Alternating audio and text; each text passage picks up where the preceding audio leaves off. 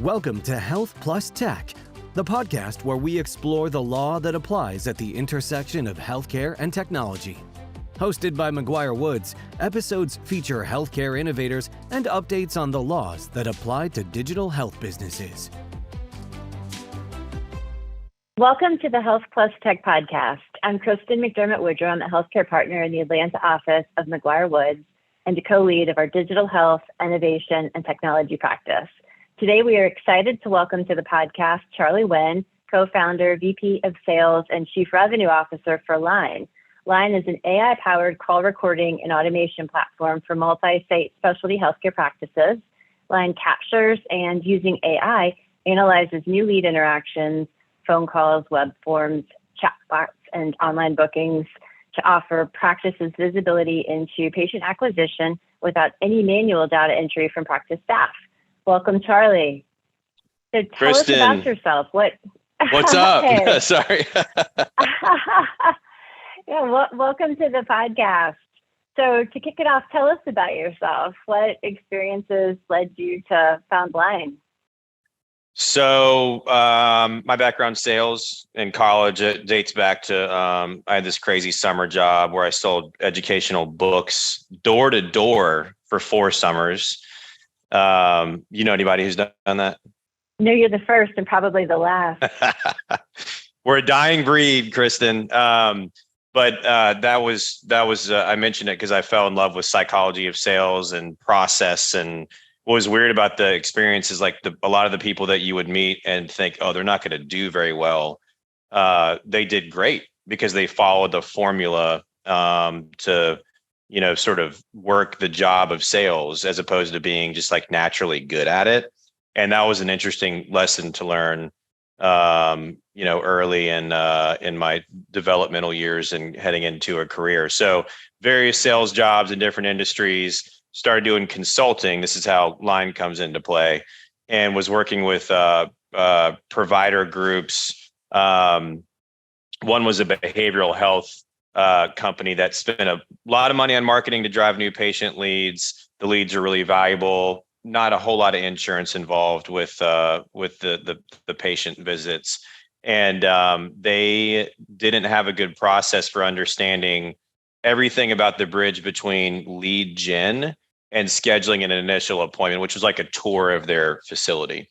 And so they had Salesforce as a CRM, and they just didn't really use it. So the management team had no idea, we spent X on all these paid ads and we know how many like clicks on the website we got, but how many new opportunities reached out? Did we answer the phone? What was in that conversation? Did they book a tour? If they didn't, why not? So we listened manually to all of their conversations. And we were like their scribes in Salesforce. We were like, documenting what happened and built a bunch of reports and gave them visibility with no effort from their side into what the heck was going on. So they got insights that were really transformational for that part of their business. And that was where the insight came from, is like there's a lot of value here, but obviously we can't manually listen to all the calls that come in. And so my co-founding partner was leaving private equity, had sort of a macro healthcare perspective.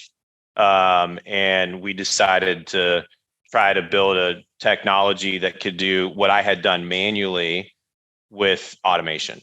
And that was the initial idea for what became Liine. That's fascinating background. Very cool. So can you tell us more about how Liine works, the value proposition for practices? Yeah, sure. We focus on healthcare specialties. So we work in a variety of areas: aesthetics, dental and oral surgery, orthopedics, ophthalmology, behavioral health, and a handful of others. And basically, practice groups that are really invested in growing and getting more patients in for that first appointment or consult type meeting, they're a good fit for us because they're spending money on marketing dollars and they care about that initial bridge of lead to appointment, and they need to be able to optimize that. And so with those practice groups, there's really 2 main elements to our value prop. One, we automatically capture and analyze everything that's happening. So inbound calls, web form submissions, and the subsequent outbound follow-up, online bookings, chatbots, all that interaction and activity, we capture, and we know how many people are booking, who's handling the interactions, why aren't some people booking, just tons of stuff that give the practice insight to optimize without manual data entry from staff. Huge. And then the second element is there's some really smart automated follow-up related to the web form leads. So if I'm a patient on a practice's website, and instead of calling or booking online, I go to request appointment or something and type in my info. Usually that gets sent to like an email inbox that's shared, sometimes a CRM. But now that practice and that team has the burden of following up with that person because they've got an outbound call or whatever. So we have really cool automation around like this auto call feature that enables the team to call a lead within 60 seconds. And because we have the AI that's analyzing all of the interactions, there's really no data entry from the team. They just log in and it tells them who still needs to be called. So the two elements of the value prop are automated analytics and insights, and then really smart follow-up automation that happens at the right time because our system knows what's going on. That's really interesting, and it's very heavy on the tech. So would love to hear more about the technology. You mentioned AI. So how does the tech work? Yeah, so we were joking earlier, AI is such a buzzword, like people are slapping it on everything. It's like a requirement to be a tech company, but we've been doing it for like 7 years, Kristen. If you think about the story I told of what project was I doing before Liine started, I, a human, was listening to calls to track and tag outcomes and other things. And that provided immense value. So the AI is we transcribe call recordings, and then we're pulling out all of the same insights that I did, but using the machine as much as possible. So it's using natural language processing and really advanced complex language models to look at combinations of different things that are being said, taking into account mistranscription because there's background noise and mumbling and different accents and all these different things. It's never like a perfect transcript, right? And so it's just making sense of all that to know, is this really a new patient lead? Did they actually book an appointment? All these different things that are important without the need to have a human listen. Now, we still have human call reviewers that'll audit calls if the machine is not certain about something, which happens, a percentage of the time. But the AI is a machine understanding a transcript of what was said in a conversation. That's what it's actually doing at its core. And then that allows us to do all the other stuff that I was talking about. Thanks for that explanation. Can you share some of the insights that you've derived from your analytics? Yes, for sure. And actually one other element of the tech that I should mention too, that we really care about is connecting all of the different types of touch points to one lead. So let's say someone calls in, doesn't book, goes back to the website later, does book an online appointment. Connecting those two interactions to be the same person is another really important element, because transitioning into your insights question, there's a lot of patient leads that will interact with a practice multiple times in multiple ways before they actually book, that initial appointment. So that part of the tech is really interesting. The biggest insight is conversion rates of lead to appointment are dramatically lower than people assume. And it doesn't matter if you are, predominantly driving leads with paid ads and whatnot, or if you're referral based. We just did a benchmark report for dental and oral surgery. And oral surgery is like the vast majority of new patient leads are referred, right, from general dentists and so forth. And so I'd say a typical oral surgery practice probably has 80+% of their overall patients reaching out that have a referral. the average conversion rate to an appointment is 62%. So 38% of people that have a referral calling an oral surgery practice don't schedule, which seems kind of astounding. There's lots of reasons, for that. But in every specialty, the average conversion rate is just dramatically lower than what people assume. So I'd say that's the biggest insight, just from doing this for years now. And the other insight that we've got that comes to mind is how slow most practices are at following up with a web lead. So when a patient fills out a contact form online, which is starting to happen more and more often as opposed to calling, there's just not good infrastructure in place for the practice to be organized about following up. So, most practices are taking at least a day or more, and a lot of times they don't call back those leads at all. And we found that if you call a web form lead within 5 minutes of that person submitting the form, your average conversion rate goes up from 19% to 55%. So you're like 2.5x more likely to schedule that person if you call them that fast, but people aren't doing that. That's really interesting. And it sounds like the leads are coming in a lot of forms, calling and web, and everyone's doing their day job. So it must be difficult to keep up with all that. And it sounds like you're tracking trends and you've got some good insights from the analytics. Do you have any other tips for successfully capturing a lead? Yeah, I think there's a training piece with staff, and then there's a workflow element. And you just said something interesting of a healthcare practice is it's an interesting thing to think about in terms of the business side and specifically lead management. And this is almost like an extra thing that, oh my gosh, in addition to all of my regular job functions, I also need to try to book the new people, which is like one of the most important things to do for the business. So, I mean, any other industry, like answering the phone when there's inbound is like you prioritize that over almost everything. It's tracked a ton and whatnot, but it's just kind of a mismatch. So I think that both the training of this function and the tools, the technology, it's neglected. It's neglected because it's sort of this extra thing, to your point. So with the training, we find, most often staff are thinking about trying to be nice and friendly. Sometimes it's not the case. It is most of the time. And then being helpful. And the way the human brain thinks about being helpful when you answer the phone is just answering people's questions.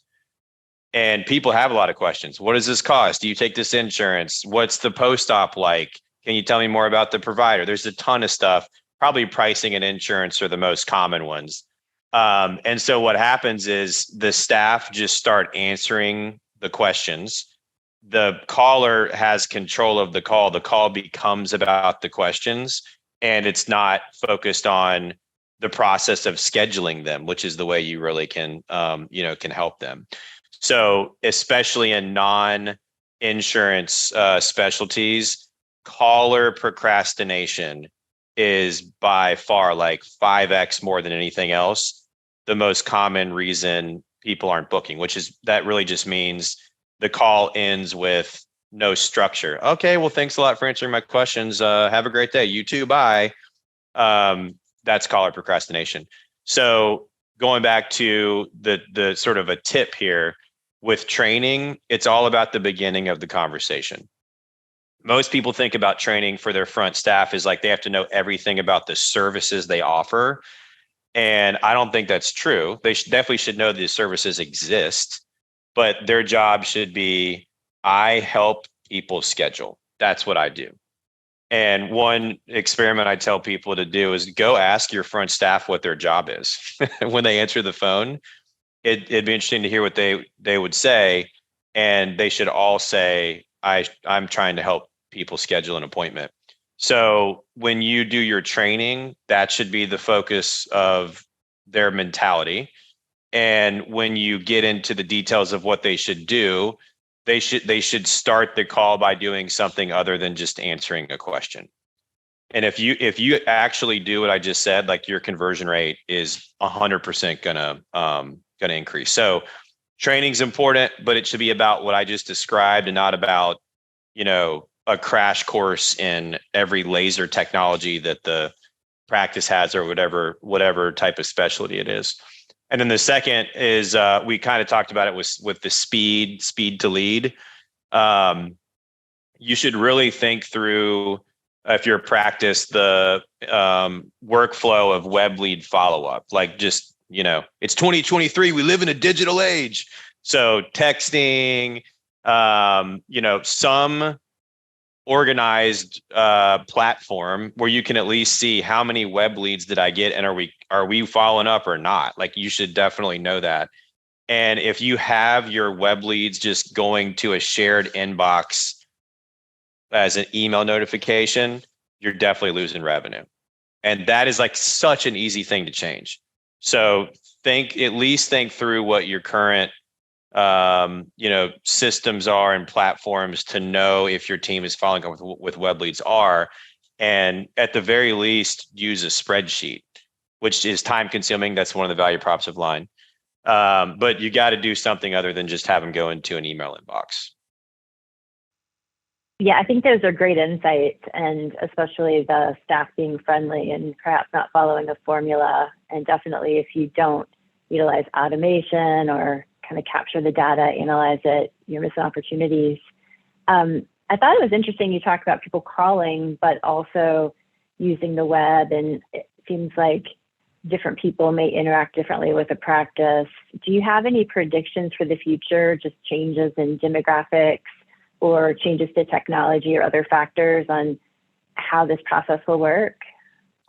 Yeah, definitely. So there will be more digital communication. There already is, but that specifically means instead of calling a practice, more people will be filling out web forms, interacting with chat features, and texting.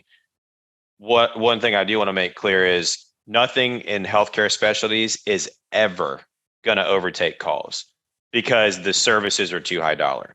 When people might spend $1,000, $3,000, $5,000, 15, 20, 50 grand for dental implants, full arch thing or whatever, they want to talk to people a lot.